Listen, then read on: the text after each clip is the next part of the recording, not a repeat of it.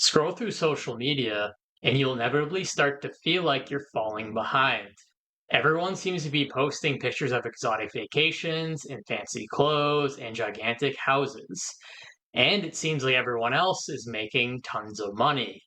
One of the best memes I've seen about this is wow, new number just dropped. Congrats on the new number.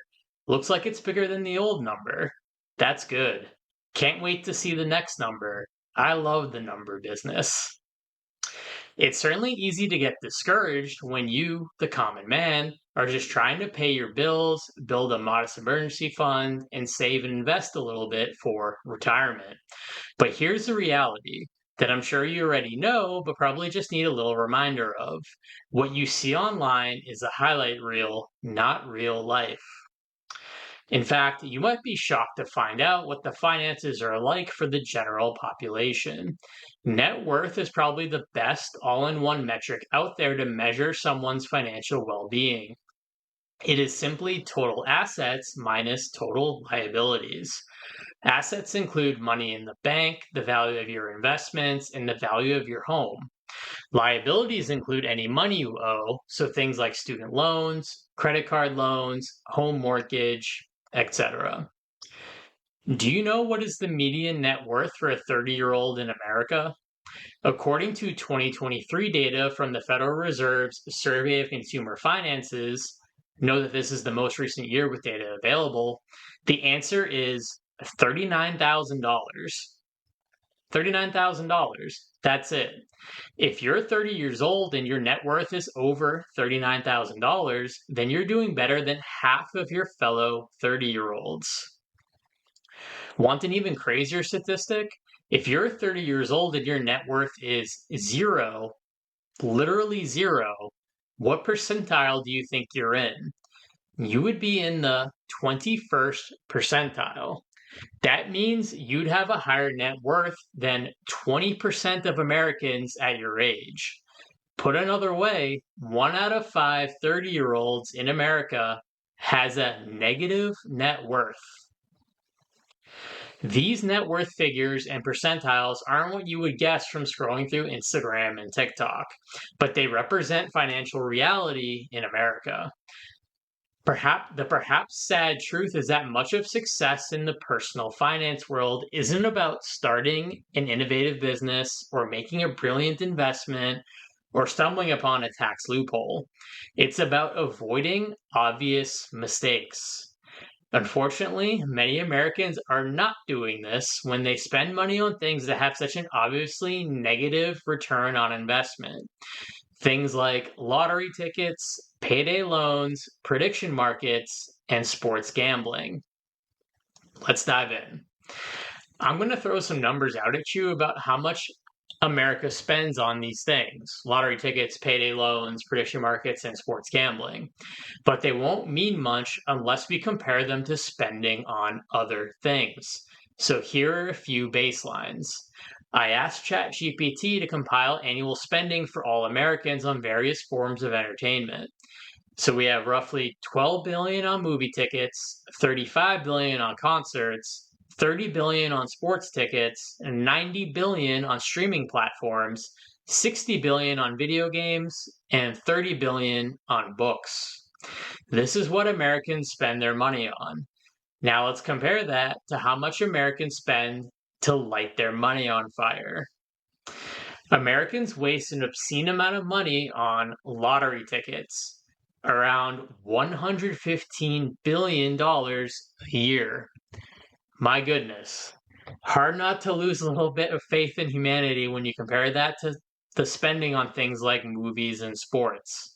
As you're probably aware, the odds of winning a major lottery jackpot are astronomically low.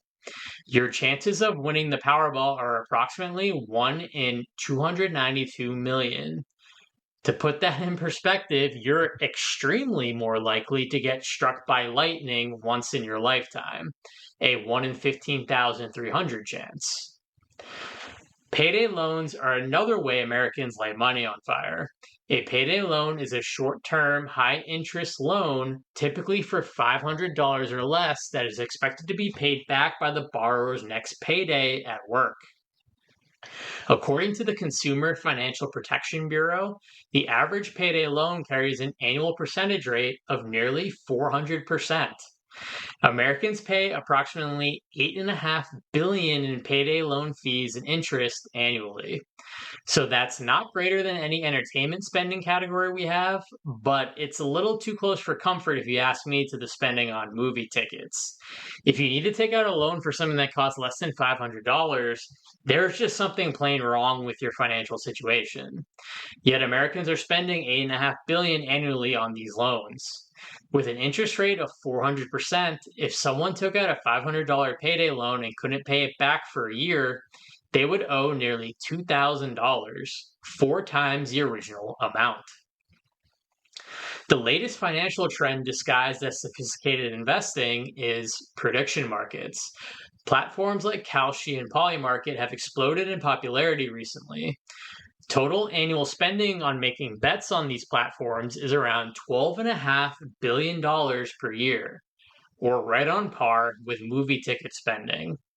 The Wall Street Journal reported recently that 0.1% of Polymarket accounts take home 67% of the profits on the platform.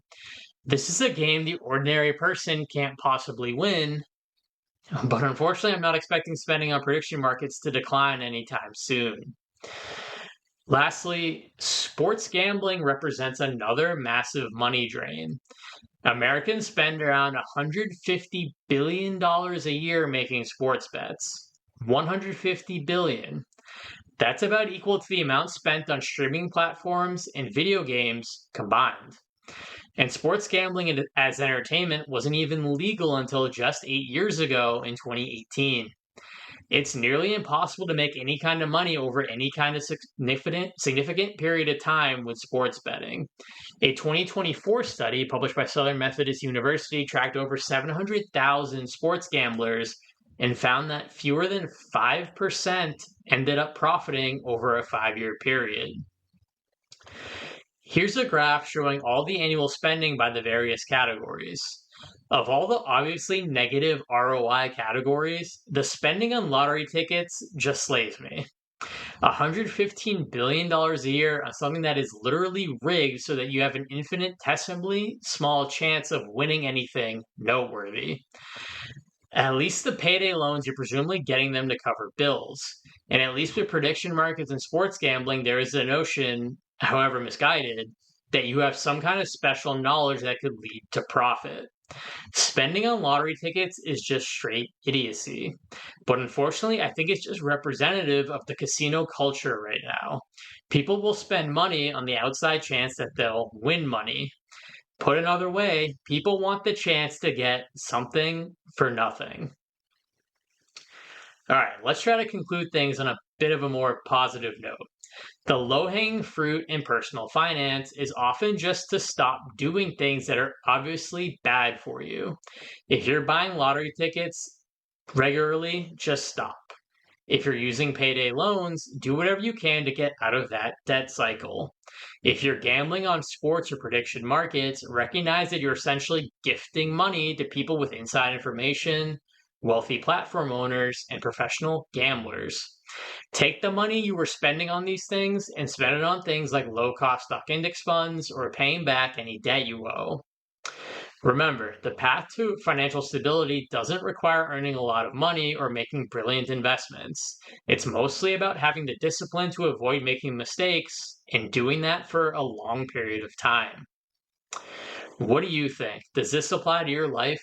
Leave a comment below, and thanks for watching.